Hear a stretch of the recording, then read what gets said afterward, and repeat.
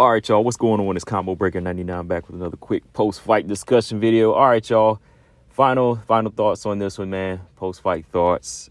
Ariane Lipski versus Karine Silva. Good fight, good competitive fight. Some questions were answered. A lot of questions were definitely answered with this one, but I know some people were disappointed in this performance. But to me, look, on both sides, you saw improvements on both sides. So there was going to be a lot of respect in this fight, a lot of respect. But at the same time, there was still that element missing from both fighters that had to make that one adjustment to step out of the box and get that victory in a solid way that, is just going to make us say, okay, it's that next person. But still, even with this victory that Silva got over Ariane Lipski, or now Ariane de Silva, right? That's an evolution for her. Karine Silva, this is the first time she's gone 3 rounds in the UFC. So with that, it's going to tell her what she needs to work on, which is good, which is good. I mean, if she ran through Lipski, that's good that would be good. But this was definitely probably, you have to look at it in a positive, especially for her team, because now they have more, they have more to kind of go off on what she needs to improve as far as her striking, how she finds her range, her pacing, how she gets her takedowns. A lot of those questions are now answered. They can go back and look. They don't just have like one round of 30 seconds and say, okay, this is all we got to do every time. But now they can look back and say, okay, this is what we have to work on against a striker. This is what we have to work on the ground with somebody with really good submission defense, right? So for Karine Silva, yeah, getting the decision probably benefited her this time around, especially against a good striker, an improving fighter like Ariane Lipski, because the higher you go up, the decisions start to come. The finishes start to kind of thin out. You don't finish a lot of people. People start saying that with Fiora. Whenever she started getting a lot of decisions, they say, oh, she's boring or she won't do this. No, like you have to start evolving. Not everybody's going to be able to be finished like that. Women don't have that finishing power all the time like that, So you have to have other levels. And with Karine Silva, this fight showed that she has to build off other levels and she has to be patient in there. As for Ariane Lipski, I thought her opportunities were there too. But, with her not having the jiu-jitsu or that type of ground game and just defense, she really needed to establish the striking. She needed to take command on the feet, not just trying to land a kick here and there or wait for Karine to dive in. She needed to establish her power, and that's what she didn't do. And the one question, again, I was asked throughout this fight is, where was the jab? Like, I don't care if you're a jiu-jitsu specialist or a wrestler or Muay Thai special, whatever. You need a jab in a fight like this. You need a jab because that's the best way and the quickest way to establish your range, not kicks. Throwing out a bunch of kicks leaves you open to being taken down, or, it just takes a lot of wind out of you. And that's what took a lot of wind out of Karine Silva in this fight. I mean, looking back at the first round, right away, Silva, she was throwing with power on all her shots. Even those front high kicks that she keep throwing out of range. I don't know why she throws those like that, just up, those face kicks like that. Like, when JoJo throws them, she flicks them. She knows how to flick them and she catches you. She knows her range off top. But like Karine Silva, she's throwing like full force in these soccer kicks, like right up in the air, and she's out of range. So, that's taking a lot of wind out of her, right? So when she's throwing those, I'm like, all right, you still got to reset. You got to bring your leg down. By the time you do that, Lipski could catch you with a counter, which Lipski didn't capitalize off of. But as she was throwing these kicks, it kind of got Lipski's respect. Lipski didn't want to step too close in. She didn't step in her boxing range. So Karine Silva felt comfortable throwing the overhand right, threw the overhand right, landed it, I think partially, got the body lock takedown. And, Silva, she got in some good work, good ground control time. Lipski's defense on the bottom was better. Was a lot better than it used to be, where she would just kind of lay on her back and get stuck. She was using her legs to create separation. She was doing a good job of, kind of balling herself up and keeping that angle out of the guard. A lot of aggression from Karine Silva, good ground and pound, won her the round.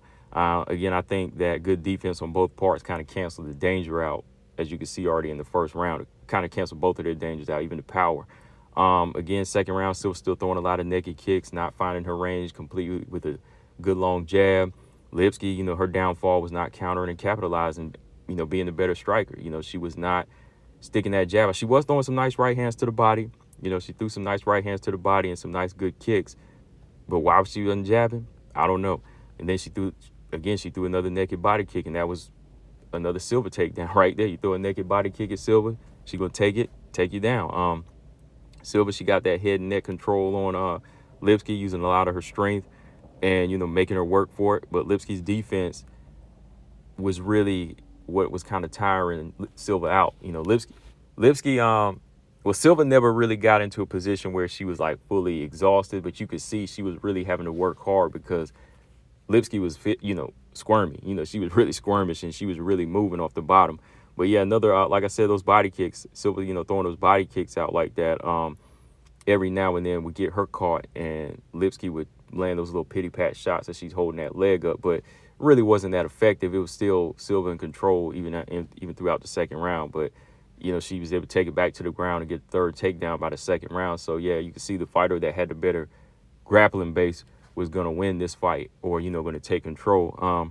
So by the third round, it looked like Lipski wanted to step on the gas a little bit, but she was still not like setting up her strikes the way she should have. Like, she was still not in like a good boxing range or just a good striking range for her hands. Like, she was throwing a couple of nice right hands to the body. Like, there were a couple of moments, like even in the second round, where she would go high and low or low high or just stick the right hand to the body. But there was like a lack of jab there, man. Like, she really couldn't really get anything going. Like, I think there was like one moment in the third round where it looked like she kind of stunned Silva. Like, she did like kind of stun, and Silva is like Silva had to like try to run up out of the way a little bit. She had to create that range. I don't know, but like it was still like Lipski's finishing her finishing tactics weren't there. Like, she couldn't really follow up because she was still letting Silva be too mobile. Like, she was too worried about the takedowns. I think that might have been it. But still, like, they should have had like this offense set up where maybe she was landing more calf kicks, go into the body, and then throw that left hook off her jab. But yeah, man, like, I will say this though, like Karine Silva, you could see like in that third round, she looked a little bit gassed. Like, she did look a little bit gassed. Body language kind of dropping her hands, head kind of drooping a little bit. And when she would shoot or when she would like lock up with Lipski, yeah, Lipski was having better success defending the takedowns. Like, she was like throughout that first part of the third round. Then whenever Silva would, the mistake that Lipski would make too, where she would throw the kick, she would throw a kick, Karine would catch it. Silva would try to push it to the cage. Lipski's trying to throw those little shots. She'd give up her back, and that's where Karine Silva would start to try to get to her back. But in this round, when she got a little bit weaker or a little bit tired, Lipski was able to break free, or she was able to clinch up and land a few good knees to the body. And that's why I was like, oh, okay, like, could she get a finish here? But again, Lipski kind of took her foot off the gas, went on the outside, stayed completely out of range. And Silva was able to finish the round with another big takedown. And I think that's where a couple of judges gave that third round to Karine Silva as well. But I thought Lipski did win the third round. I thought she did enough on the feet and had enough control. Her takedown defense was good, but that takedown, they scored it big. So, yeah, they had a couple of judges had it 30-27, I believe. I had it 29-28 for Karine Silva. She had to work for this one. And that's good. That's what happens when you move up. You got to work for it. I thought that maybe Karine Silva's striking would have been a little bit more effective. Like, maybe she would have landed more power shots. I thought Lipski might have had more success being offensive, but I think both fighters showed each other a lot of respect, which is good, because if you go in there crazy, go in there leading face first, you might get slept, right? I will say this: I do think that Karine Silva, she doesn't really go in there and get clipped a lot. Like, she's not one dimensional. Like, she'll just shoot in for a straight line, which is good. But she's got to find that range with a jab. Like, you can't keep throwing these heavy kicks. Like Amanda Lemos, they both throw with bad intentions. Like, they got to slow it down.